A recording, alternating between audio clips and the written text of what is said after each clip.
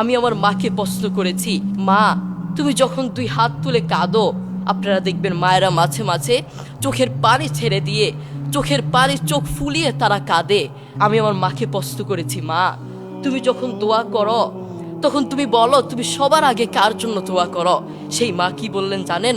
সেই মা কি উত্তর দিলেন জানেন? আরে বাপ, তুই জানতে চাস আমি যখন দোয়া করি, আমি যখন দুই হাত তুলে দোয়া করি, আমি আমার রোগের কথা ভুলে যাই, আমি আমার সমস্যার কথা ভুলে যাই, আমি সবার কথা ভুলে গিয়ে আমি যখন দোয়া করি আগে তোর জন্য দোয়া করি, আমার সন্তানের জন্য দোয়া করি। আল্লাহু আকবার। মোহাম্মদ সাল্লাল্লাহু আলাইহি ওয়াসাল্লাম একবার ওমর রাদিয়াল্লাহু তাআলা আনহুকে ডেকে বললেন, শোনো ওমর, হজ করতে ওয়েস কারনি নামক একজন ব্যক্তি আসবে, তুমি তার কাছে দোয়া চেও, তার কাছে দোয়া চাইলে দোয়া কবুল হয়ে যায়। ওমর রাদিয়াল্লাহু তাআলা আনহুর মতো এত সম্মানিত একজন সাহাবীকে বললেন ওয়েস কারনির কাছে দোয়া চাইতে। তার কারণ কি জানেন? তার কারণ হচ্ছে ওয়েস কারনি মায়ের খেদমত করতে করতে, মাকে সম্মান করতে করতে, মায়ের দোয়া নিতে নিতে এমন পর্যায়ে চলে গেছে আল্লাহ দুনিয়াতেই তাকে সম্মান দান করেছেন। আল্লাহু আকবার। দেখেছেন, এরপরেও কেন আমাদের মায়ের প্রতি ভালোবাসা নেই? একদিন আব্দুল্লাহ ইবনে ওমর রাদিয়াল্লাহু তাআলা আনহু কাবার পাশে দাঁড়িয়েছিলেন। তিনি দেখলেন একজন যুবক তার মাকে কাঁধে করে করে তাওয়াফ করাচ্ছে। আব্দুল্লাহ ইবনে ওমর রাদিয়াল্লাহু তাআলা আনহু তার দিকে তাকিয়ে থাকলেন।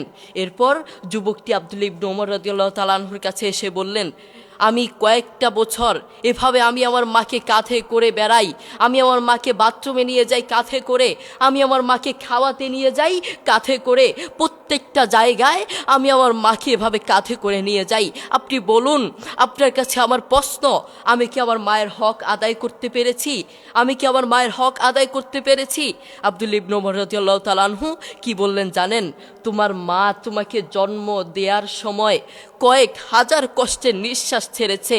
তুমি যদি সেই কয়েক হাজার কষ্টের নিঃশ্বাস থেকে একটি কষ্টের নিঃশ্বাসের হক আদায় করার জন্য কিয়ামত পর্যন্ত তোমার মাকে এভাবে কাঁধে করে বয়ে বেড়াও, কিয়ামত পর্যন্ত একটা নিঃশ্বাসের হক আদায় করতে পারবে না। আল্লাহু আকবার। এই পৃথিবীতে আমাদের সবচেয়ে আপন এবং কাছের মানুষ কে? আমাদের মা এবং বাবা। তাদের চেয়ে আপনজন আর কেউ নেই।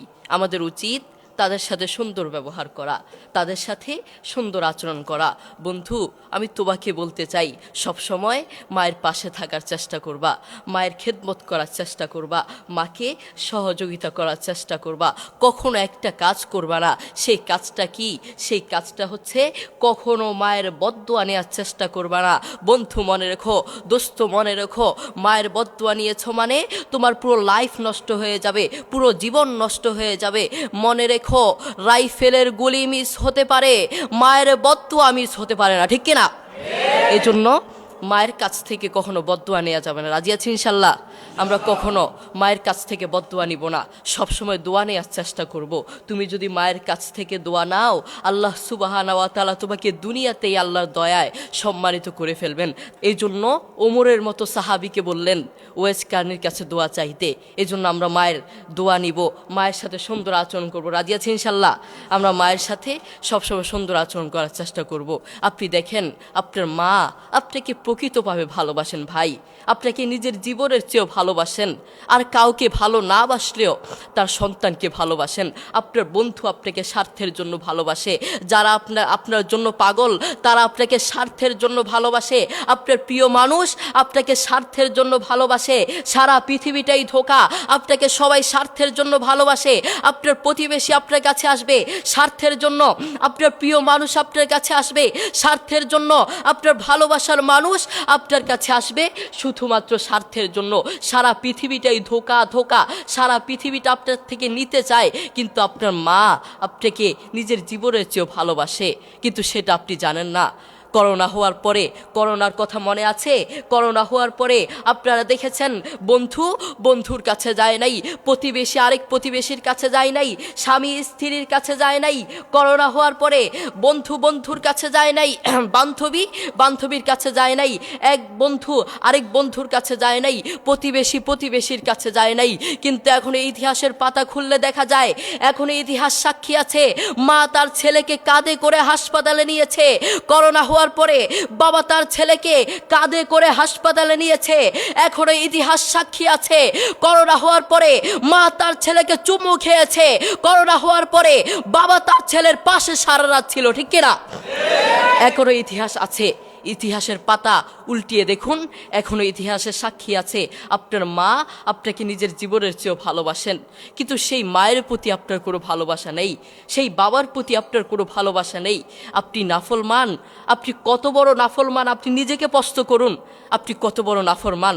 যারা মা আছেন, বাবা আছেন, আপনাদের সন্তানদেরকে ডেকে প্রশ্ন করবেন, বাবা আজ তো একটা মাস চলে গেল, আজ তো একটা বছর চলে গেল, কয়েকটা বছর চলে গেল, তুমি বলো তুমি কার জন্য দোয়া করেছ?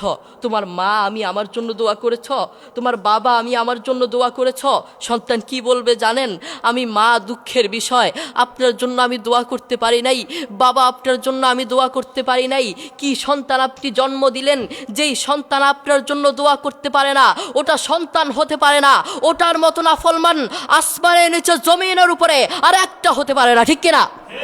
যেই সন্তান তার মায়ের জন্য দোয়া করতে পারে না, ওটা কিসের সন্তান হলো? এই জন্য আমরা সবসময় মায়ের খেদমত করার চেষ্টা করব, মায়ের কাছ থেকে দোয়া নেওয়ার চেষ্টা করব। বন্ধু তুমি জানো, যুবক তুমি জানো, তোমার মা তোমাকে জন্ম দেওয়ার সময় কত কষ্ট করেছেন, সেই মায়ের জন্য তুমি দোয়া করতে জানো না।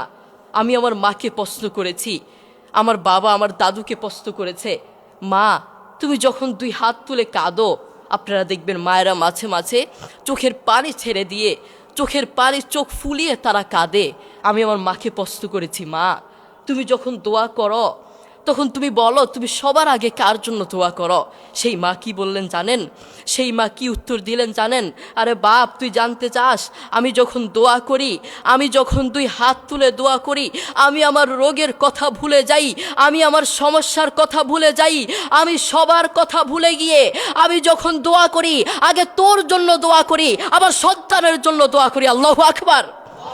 দেখেছেন, মায়ের প্রতি আমাদের কোনো ভালোবাসা নেই।